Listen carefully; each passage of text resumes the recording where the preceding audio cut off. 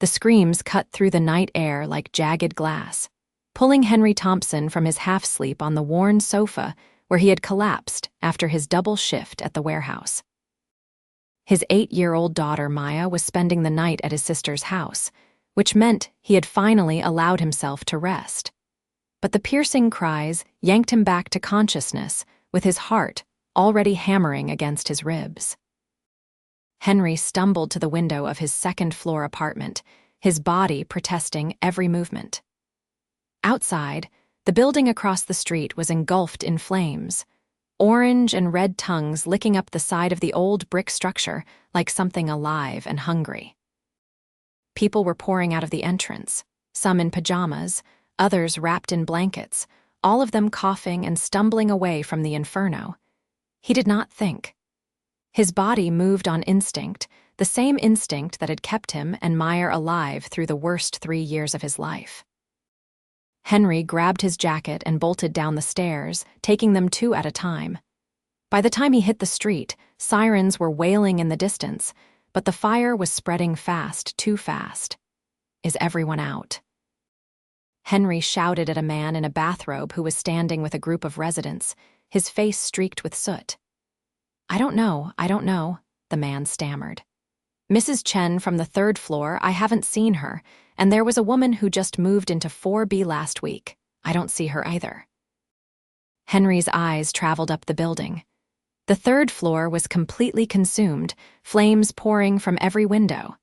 But the 4th floor, while smoke was billowing from it, did not yet show flames. The fire trucks were still blocks away, judging by the sound. He did not let himself think about Maya growing up without a father. He did not let himself think about anything except the fact that someone might be dying up there right now. Call out if you see Mrs. Chen, Henry yelled, and then he was running toward the building entrance. The heat hit him like a physical wall the moment he crossed the threshold. Smoke filled the lobby, thick and black, making his eyes water instantly. He pulled his jacket up over his nose and mouth and felt his way to the stairs. The elevator was obviously out of the question. The stairwell was marginally better, the smoke not quite as thick, and Henry climbed as fast as he could while staying low. Each breath burned his lungs. The 3rd floor landing was an inferno, flames eating through the door to the hallway, and he kept going up, his legs screaming, his chest tight. 4th floor. He shouldered through the door and found himself in a hallway filled with gray smoke. He could see maybe 5 feet in front of him. "Hello," he shouted, his voice hoarse. "Is anyone here? Fire department is coming, but we need to get out now." A cough, faint but distinct, came from somewhere down the hall to his right. Henry moved toward it, one hand on the wall. The apartment doors were numbered, and he counted them as he passed. 4A, 4B. The coughing was coming from 4B. He tried the door. Locked. Stand back from the door. Henry shouted. He backed up and slammed his shoulder into it. Pain exploded through his arm and chest, but the door barely budged. He tried again, putting all his weight behind it. On the 3rd attempt, the frame splintered and the door crashed inward. The apartment was full of smoke, but he could see a shape on the floor near the window. Henry dropped to his hands and knees where the air was slightly clearer and crawled toward the figure. It was a woman, young, maybe early 30s, dressed in expensive-looking pajamas. Her dark hair was spread around her face, and she was barely conscious, her eyes fluttering. "I've got you," Henry said, grabbing her under the arms. She was small, maybe 5'4", and lighter than the boxes he lifted at the warehouse every day. He pulled her up and over his shoulders in a fireman's carry, then turned back toward the door. The smoke was getting thicker. His sense of direction was starting to fail. He moved toward where he thought the door was, his free hand outstretched, his lungs screaming for clean air. His hand hit the doorframe. Thank God, getting down the stairs was the hardest thing Henry had ever done. The woman was a dead weight on his shoulders, and each step made his legs shake. Smoke filled his lungs. His eyes were streaming tears. Twice he stumbled, catching himself on the railing at the last second. 2nd floor. 1st floor. The lobby, fresh air, hit him like a drug as he burst through the entrance. Hands reached for him, pulling him and the woman away from the building. Henry's legs gave out and he collapsed onto the sidewalk, the woman sliding off his shoulders. "Paramedics?" someone was yelling. "We need paramedics." Henry rolled onto his back, coughing violently. His chest felt like it was full of broken glass. Above him, the night sky was full of smoke and sparks. The fire trucks had arrived, firefighters already connecting hoses, shouting orders. Someone put an oxygen mask over his face. The cool, clean air was the most beautiful thing he had ever felt. He closed his eyes. "Sir, can you hear me?"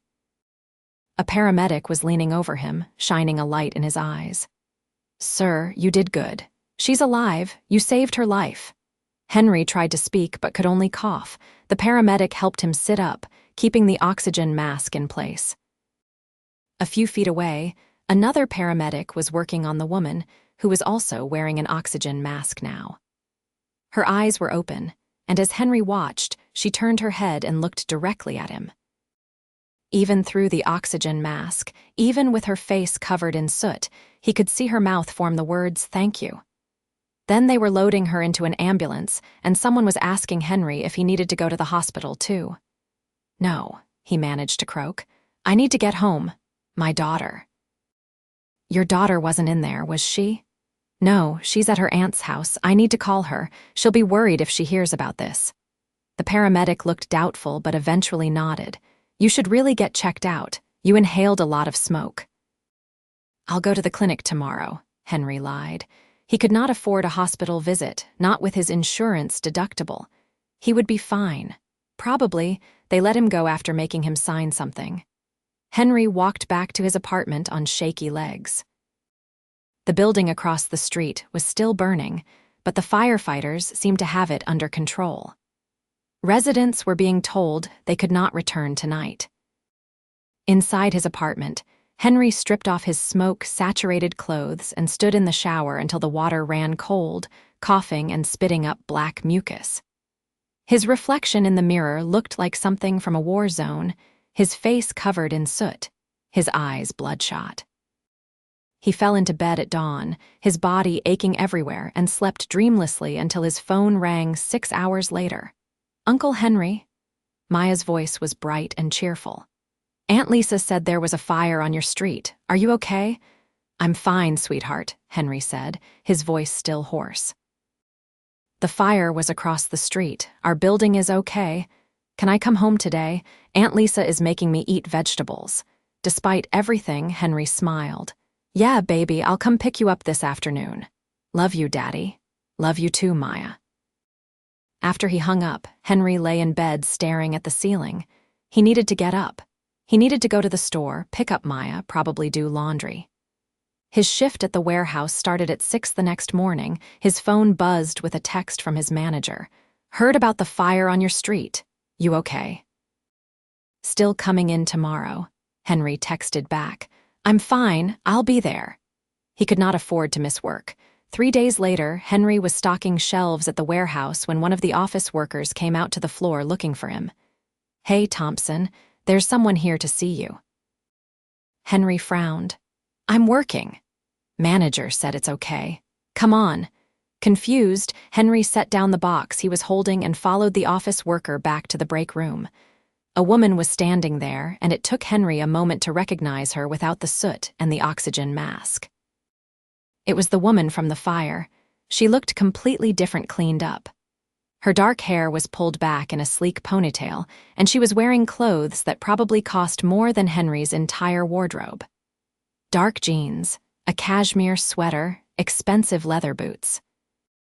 She had fine features, high cheekbones, and warm brown eyes that were currently fixed on him with an intensity that made him uncomfortable. "Henry Thompson," she said, stepping forward. "I'm Sophia Brennan.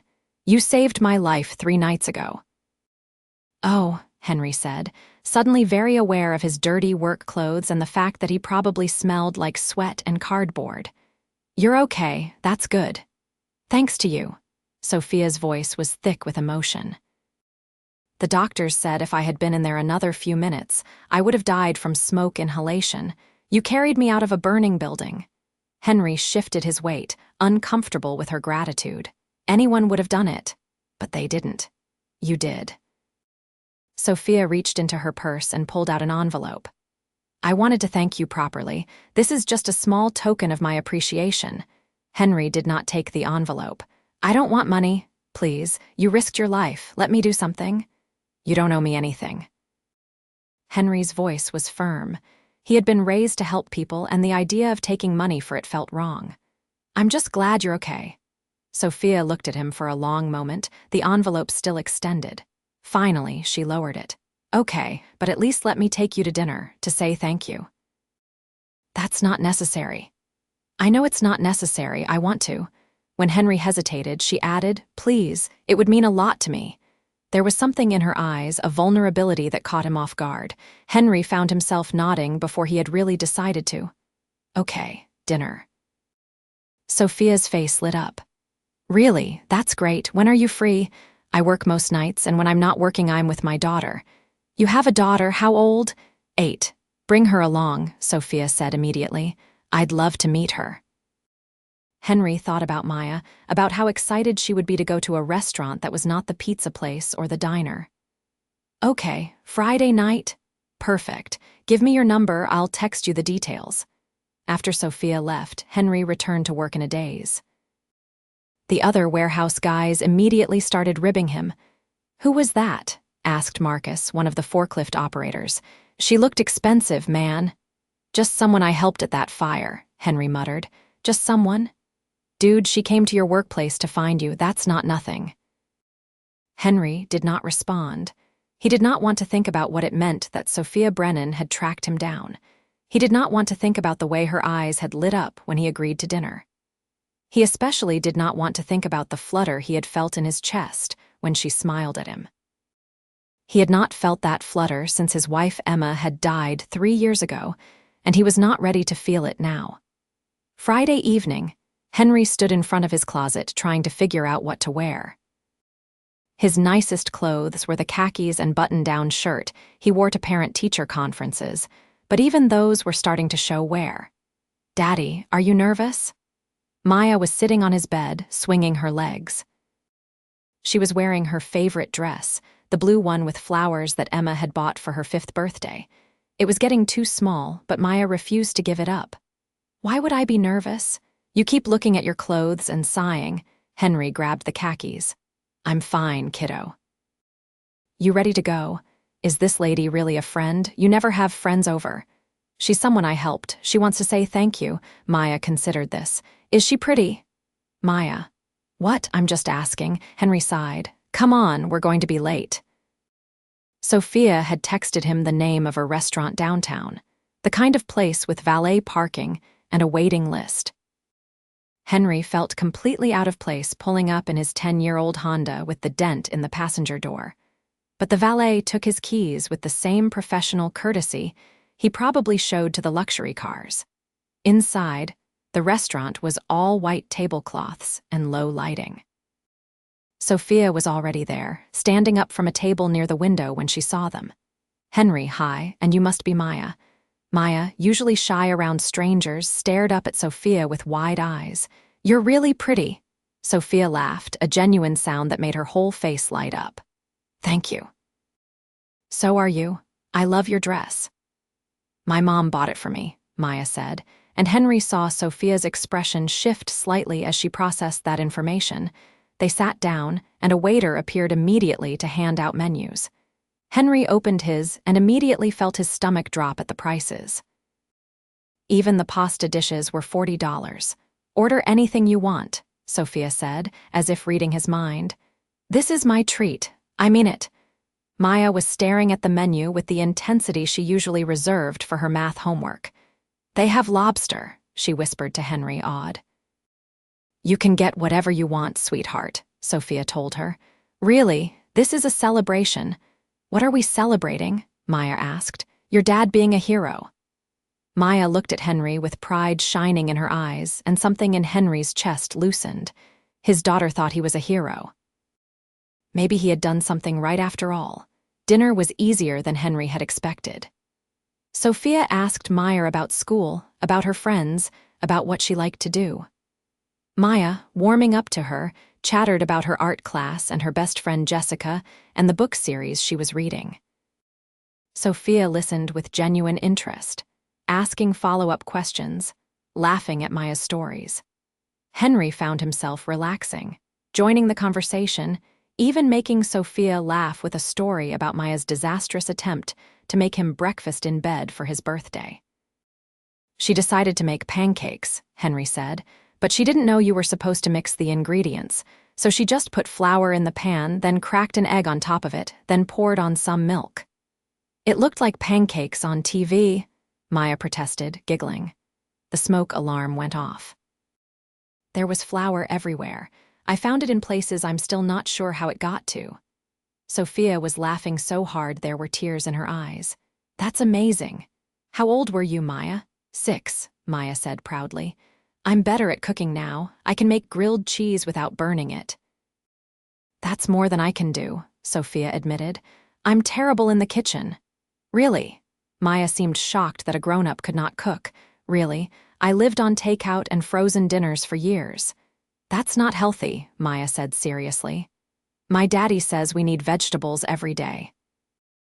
Your daddy is very smart. The way Sophia looked at him when she said it made Henry's heart do that flutter thing again. He looked away, taking a sip of his water. After dinner, Sophia walked them out to the valet stand.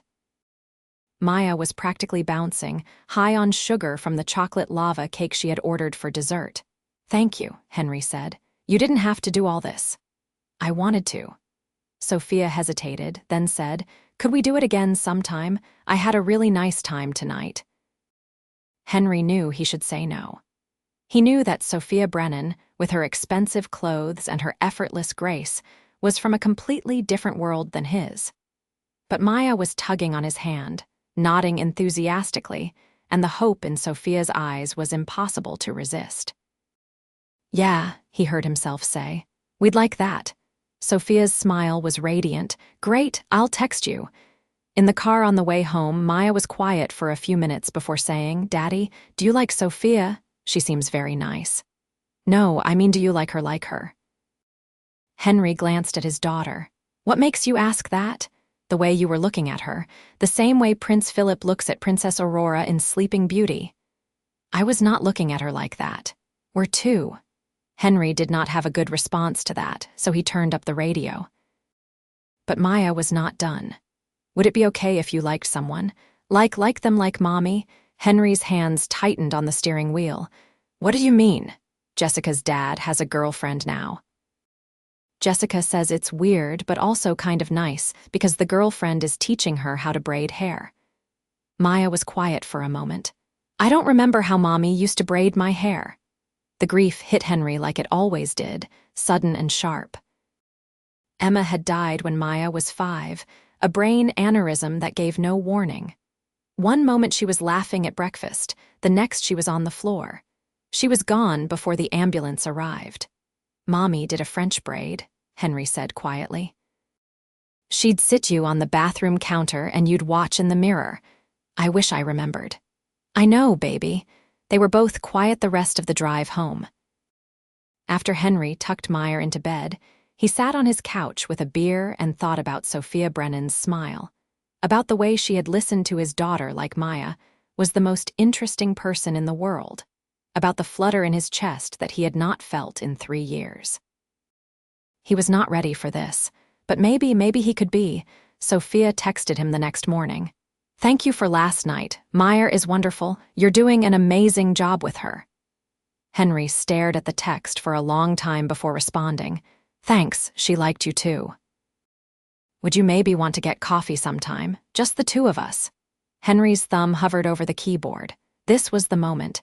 He could make an excuse, let this fade away, go back to his routine of work and Maya and nothing else, or he could take a chance. Sure, when?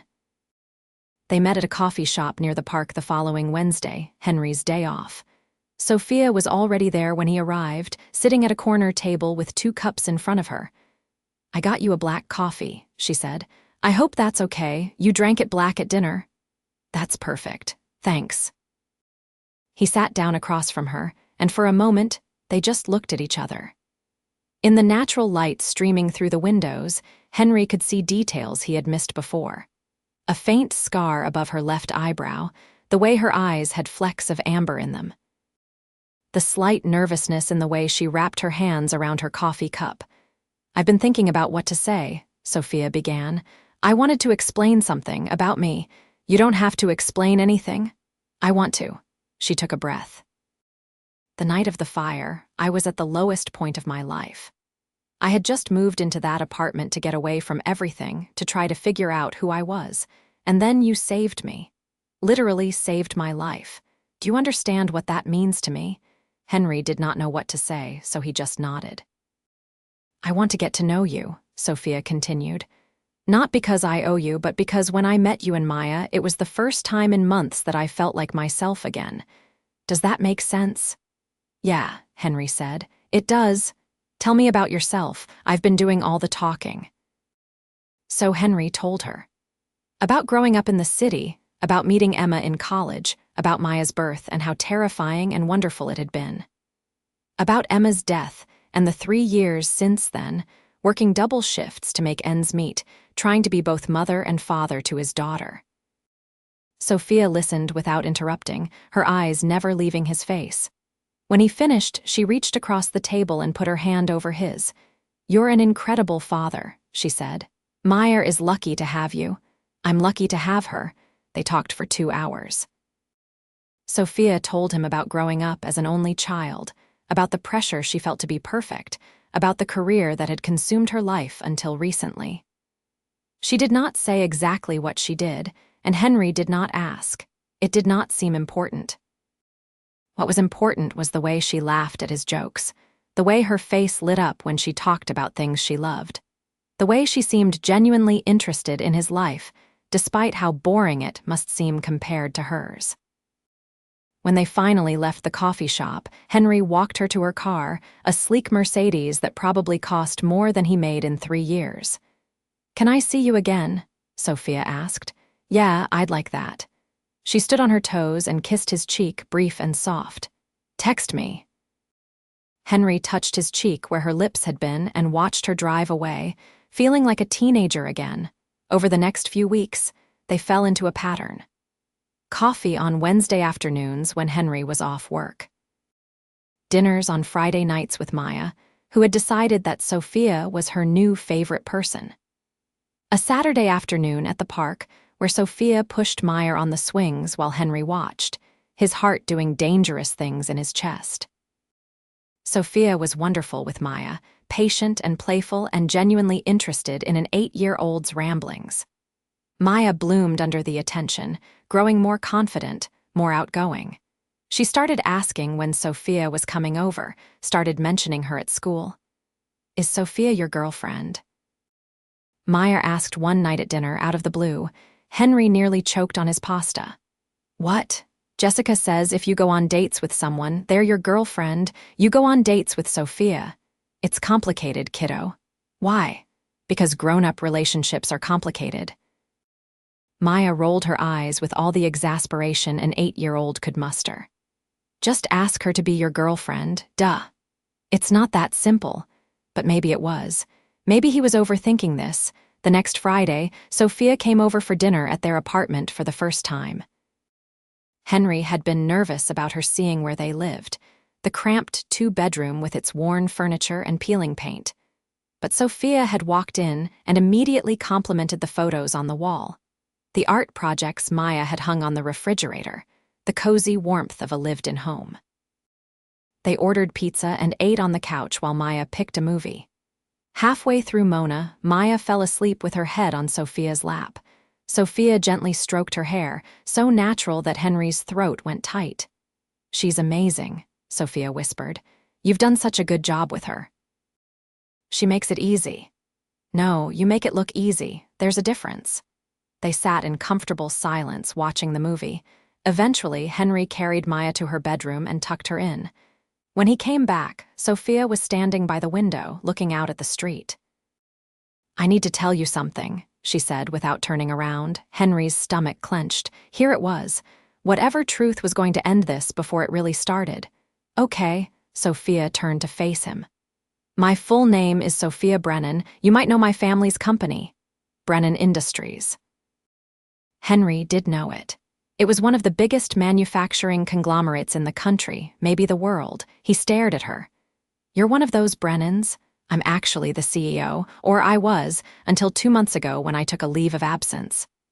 Sophia's voice was quiet. I've been running the company since my father died 5 years ago, working 100 hours a week, never taking a vacation, never having a life outside of work. I was so burnt out I could barely function. So I stepped away, moved into that apartment, tried to figure out who I was without the company. You're a billionaire, Henry said slowly, the reality of it sinking in. Yes, and you've been having pizza with me and my daughter. Yes. Why? Sophia took a step toward him. Because you saved my life, Henry. Because your daughter is wonderful. Because when I'm with you, I don't feel like the CEO of a billion-dollar company. I just feel like Sophia, like myself. She took a shaky breath. I know this changes things. I know you probably think I've been slumming it or playing some kind of game, but I swear that's not what this is. What I feel for you is real. Henry's mind was reeling. Sophia Brennan, billionaire, CEO, and she was standing in his crappy apartment telling him she had feelings for him. Say something, Sophia whispered. Please. I don't know what to say. I stock shelves for a living. I'm raising my daughter in a 2-bedroom apartment that I can barely afford. You're so far out of my league, we're not even playing the same sport. Don't say that. It's true. No, it's not. Sophia closed the distance between them, stopping inches away. You're brave and kind and an incredible father. You risk your life to help strangers. You make your daughter feel loved every single day. That's worth more than all the money in the world. Sophia. I'm falling in love with you, she said, her eyes shining with tears. I'm falling in love with you and Maya, and it terrifies me because I've never felt this way before. I've never wanted to be part of someone's life the way I want to be part of yours. Henry could not breathe, could not think. Could only feel the truth of her words resonating in his chest. I think I'm falling in love with you too, he said, and then he was kissing her, pulling her close, and she was kissing him back like she had been waiting for this moment as long as he had. When they finally broke apart, both breathing hard, Sophia was smiling through her tears. So what do we do now? Henry asked. We figure it out together. The next few months were a whirlwind. Sophia went back to work at Brennan Industries, but on her own terms, setting boundaries and delegating responsibilities. She rented a penthouse apartment downtown, but spent most of her time at Henry's place, cooking terrible dinners that made Maya giggle and helping with homework, and slowly becoming part of their lives in a way that felt natural and right. Henry met her friends, wealthy people who eyed him with curiosity at first, but warmed up when they saw how happy Sophia was. Sophia met Marcus and the other guys from the warehouse, who gave Henry endless grief about dating a billionaire, but also protected her fiercely when some tabloid reporters tried to get photos. Because the press did find out eventually. Billionaire CEO dating blue-collar hero, read the headline in one of the gossip magazines. There were photos of them at the park with Maya, stories speculating about their relationship, even a few nasty opinion pieces about gold diggers and class differences. Henry hated it. Hated seeing Maya's face in magazines, hated the cameras that sometimes followed them. But Sophia handled it with grace, putting out a simple statement about her private life remaining private and then ignoring all the noise.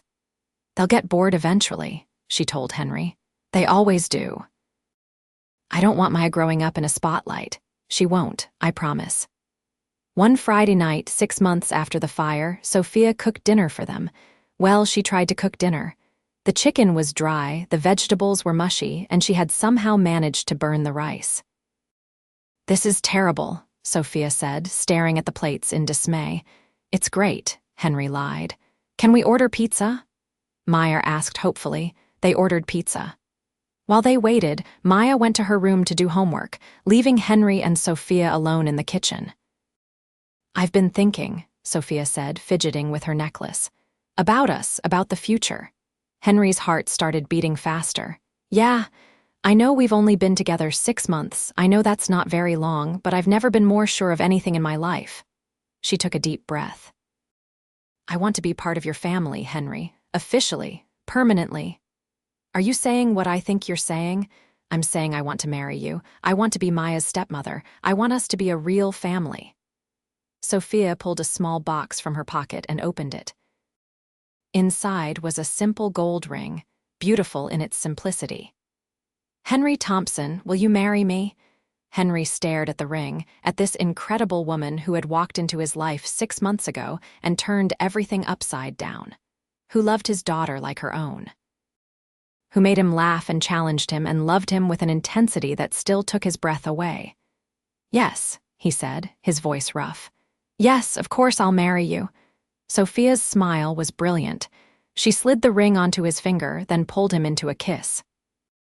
They were still kissing when Maya came back into the kitchen and squealed with delight. Does this mean Sophia is going to be my new mom? They broke apart, both grinning. If that's okay with you, Sophia said. Maya launched herself at Sophia, hugging her tight. It's very okay. It's the most okay thing ever. They got married 3 months later in a small ceremony with just close friends and family. Maya was the flower girl, wearing a dress that Sophia had helped her pick out. Henry's sister Lisa cried through the whole ceremony. Marcus gave a best man speech that was equal parts heartfelt and embarrassing. Sophia walked down the aisle in a simple white dress, no designer gown or big production, and when Henry saw her, he felt the same flutter in his chest that he had felt the first time she smiled at him. They said their vows. They exchanged rings. The officiant pronounced them husband and wife. Henry kissed his wife and felt Maya hug both of their legs, completing their circle. The reception was at a restaurant downtown, fancy but not ostentatious. Sophia had insisted on keeping things relatively simple, knowing that Henry was still uncomfortable with extravagance. But she had spared no expense on the food, the music, the photographer who captured every moment. During their first dance, Sophia looked up at Henry and said, "Thank you for saving me." "You saved me too," Henry replied. "You and Maya saved me from forgetting how to live. We're going to be so happy," Sophia said. "I promise you." And they were. They moved into a new house together, big enough for all of them, but in a normal neighborhood where Maya could ride her bike and play with other kids. Sophia kept working at Brennan Industries, but made sure to be home for dinner every night. Henry took a new job in the company's logistics department, using his warehouse experience in a role that paid better and had regular hours. Maya thrived with 2 parents who adored her. She joined art club at school, made new friends, started calling Sophia Mom Sophia to differentiate her from her biological mother, whose memory they all honored. On the 1-year anniversary of the fire, they visited the memorial that had been erected for the 3 people who had died that night. Henry held Sophia's hand and Maya's hand and felt grateful for everything that had come from that terrible evening. 2 years after the wedding, Sophia came home from a doctor's appointment with news. She was pregnant. Henry spun her around in the kitchen, both of them laughing. Maya, now 12 and full of preteen attitude, rolled her eyes but was secretly thrilled at the prospect of being a big sister. "Boy or girl?" Maya demanded. "We don't know yet," Sophia said, her hand on her still flat stomach. "Does it matter? I want a sister. Sisters are better." "Hey," Henry protested. "Sorry, Dad, but it's true. They had a girl." They named her Emma after Henry's first wife, with Sophia's blessing and encouragement. Maya was at the hospital when her sister was born, holding the tiny baby with such gentle reverence that both Henry and Sophia cried. "She's perfect," Maya whispered. "We're going to be best friends, Emma. I'm going to teach you everything." Emma grew up surrounded by love. She had her father's determination and her mother's sharp mind. Maya doted on her, teaching her to draw and read and stand up for herself. Sophia juggled work and motherhood with a skill that amazed Henry every day. They had another child 3 years later, a boy they named James. He was wild and energetic, keeping everyone on their toes. Maya was in high school by then, but she still came home every day to play with her siblings. Henry would sometimes stand in the doorway of their living room, watching his family.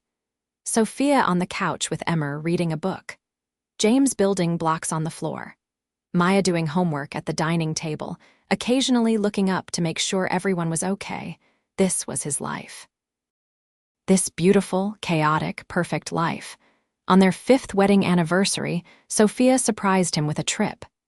Just the two of them, Maya staying with Lisa to watch the younger kids. They went to a cabin in the mountains, away from work and responsibilities and everything else. On their first night there, they sat on the porch watching the sunset. "Do you remember what I said on our wedding day?" Sophia asked. "That we were going to be so happy." "I remember. I was right, but I didn't know how right. I didn't know it would be like this." She leaned her head on his shoulder. "Sometimes I think about that night, the fire. What would have happened if you hadn't come? If you had decided it was too dangerous, if you had waited for the fire department?" "Don't," Henry said softly. "I know, but I can't help it sometimes." "You gave me this life, Henry. You gave me everything. You gave me everything, too. You gave me a reason to live again, not just survive. You gave Maya a mother. You gave us a family." They sat in silence, hands intertwined, watching the sky turn from orange to purple to black. "I love you," Sophia said. "I love you too." Maya graduated high school with honors and went to college to study art and design. Emma started kindergarten, surprising everyone with her advanced reading skills. James started preschool and immediately became the class troublemaker in the most adorable way possible. Sophia scaled back her hours at Brennan Industries even more, eventually transitioning to chairman of the board so she could focus on her family. Henry was promoted to director of operations, his practical knowledge and work ethic making him invaluable to the company. They took family vacations, made memories, had movie nights and game nights and regular Sunday dinners with Lisa and her family. They fought sometimes, normal couple arguments about dishes and schedules and parenting decisions, but they always worked through it, always came back to each other. On the 10th anniversary of the fire, the newspaper ran a story about Henry and Sophia. "A rescue that sparked a love story," read the headline. They did one interview together, holding hands in the living room of their home. "Do you think you would have gotten together if not for the fire?" the reporter asked. Henry and Sophia looked at each other. "No," Sophia said honestly. "We would never have met. We existed in completely different worlds." "But fate had other plans," Henry added. "Do you believe in fate?" "I believe that sometimes life puts you exactly where you need to be," Sophia said. "I believe that Henry was meant to save me that night. Not just my life, but all of me. And I believe I was meant to find her," Henry said. "That we were meant to build this life together." The reporter smiled. "That's beautiful. One last question. What advice would you give to people looking for love?" Sophia thought for a moment. "Be open to it." "I almost wasn't. I was so focused on work, on achievement, on all the wrong things. If I hadn't been forced to step back, if I hadn't been in that apartment that night, I would have missed this, all of this." "And don't judge by appearances," Henry added. "Don't let money or class or any of that superficial stuff get in the way. Love is about who people are, not what they have. Also, be willing to run into burning buildings," Sophia said with a grin, making everyone laugh. After the interview, after the kids were in bed, Henry and Sophia stood in their bedroom, getting ready for sleep like they had hundreds of times before. "Do you ever regret it?" Henry asked. "Marrying someone like me?" The press attention, the comments from people about class differences, all of it. Sophia walked over and took his face in her hands. "Never, not once, not for a single second. You are the best decision I ever made, Henry Thompson. You and Maya and Emma and James. You're everything. You're everything to me, too." They kissed, comfortable and familiar and still electric after all these years. That night, Henry dreamed of fire. But in his dream, the flames weren't scary. They were warm and bright, leading him through the smoke to where Sophia was waiting. And when he woke up, she was there beside him, sleeping peacefully, and through the open door he could hear James singing to himself in his room and Emma's soft snoring and the house settling around them. This was his life. Built from ashes and smoke, from one brave moment and one incredible woman and the love they had found in each other. Years continued to pass. Maya got married at 26 to an artist she met in college. Emma grew into a brilliant, confident young woman who inherited her mother's business acumen and her father's moral compass.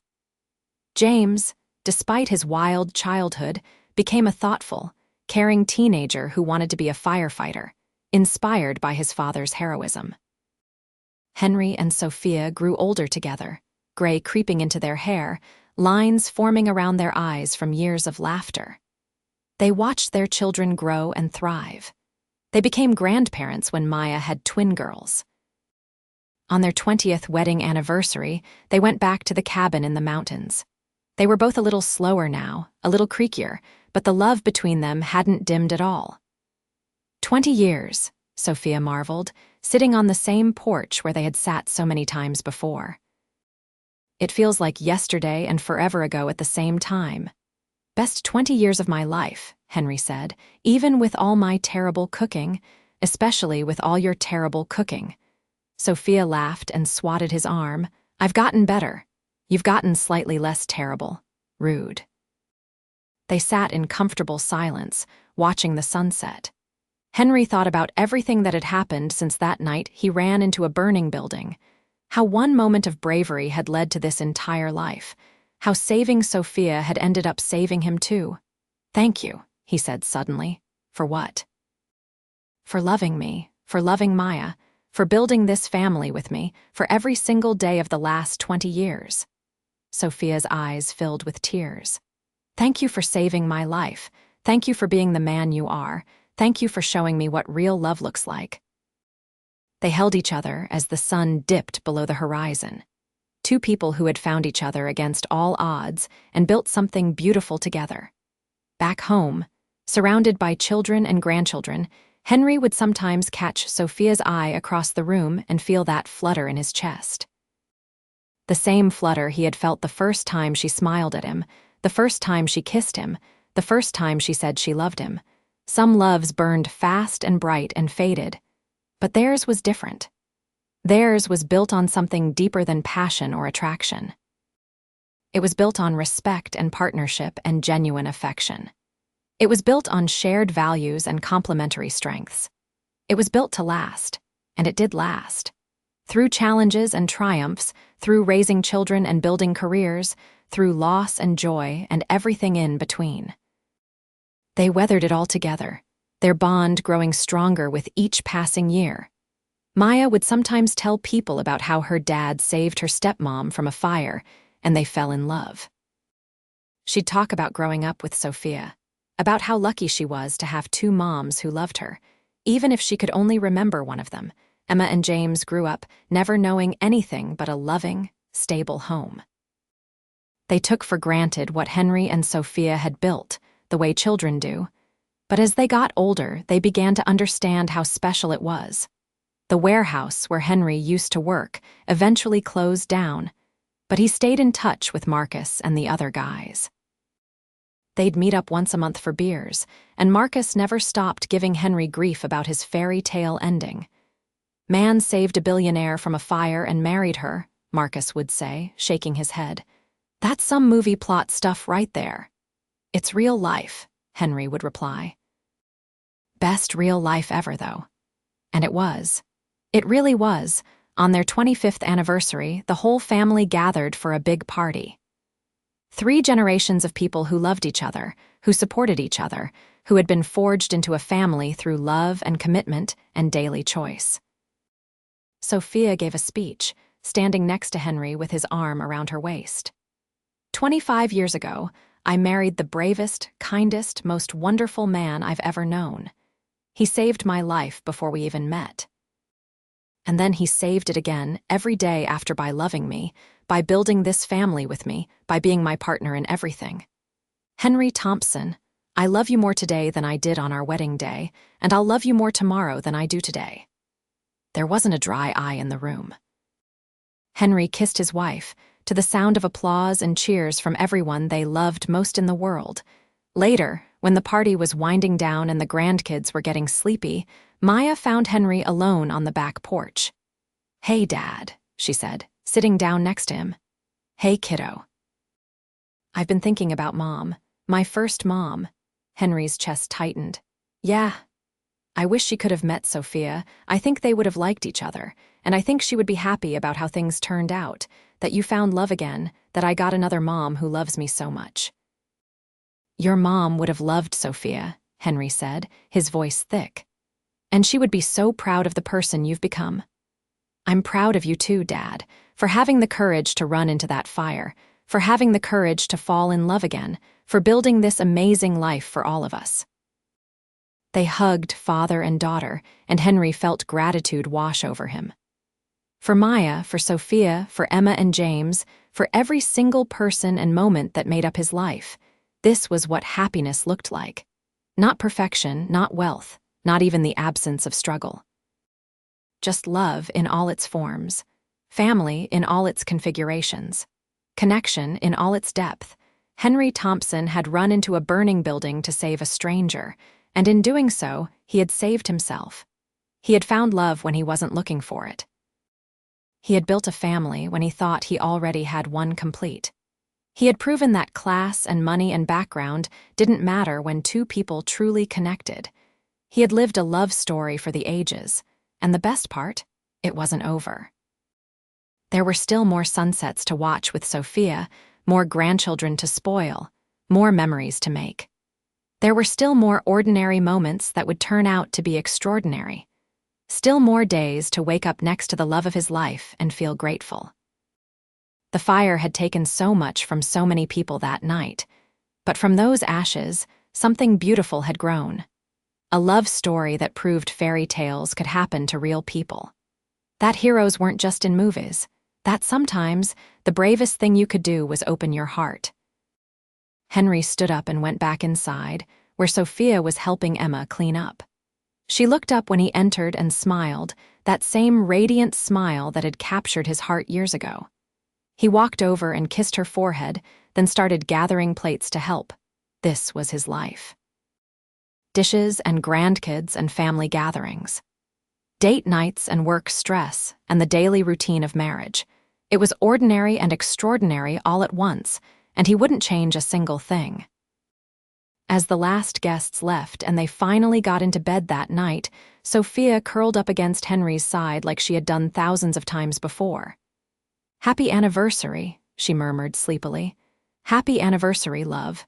25 more years, at least," Henry promised, and he meant it. Whatever time they had left, they would spend it together, continuing to build the life they had started the night he carried her out of a burning building, and she looked at him with gratitude in her eyes.